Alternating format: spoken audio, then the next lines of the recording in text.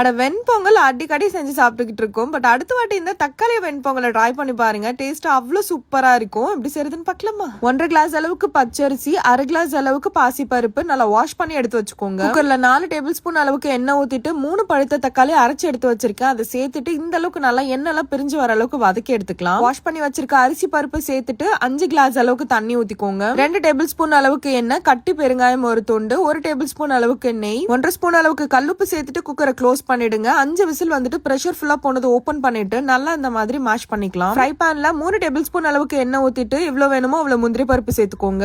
1 table spoon அளவுக்கு cut பண்ணி வச்சிருக்க இஞ்சி, 3 கொத்து போல கருவேப்பிலை, 1 டேபிள் ஸ்பூன் சீரகம், மிளகு எல்லாத்தையும் சேர்த்து இந்த மாதிரி நல்லா ரோஸ்ட் பண்ணிக்கலாம். இது கூடவே 1 ஸ்பூன் அளவுக்கு நெய் சேர்த்துக்கோங்க. தாளிப்பையும் இதோட சேர்த்துட்டு இது கூட 1 டேபிள் ஸ்பூன் அளவுக்கு நெய் சேர்த்துக்கலாம். இப்போ இதை நல்லா கிளறிக்கலாம். அவ்வளவுதான், ஒரு சூப்பரான தக்காளி வெண்பொங்கல் ரெடி. டேஸ்ட் வேற லெவல்ல இருக்கும். சோ கண்டிப்பா நீங்களும் ட்ரை பண்ணுங்க. மறக்காம நம்ம பேஜ் ஃபாலோ பண்ணிக்கோங்க. பாய்.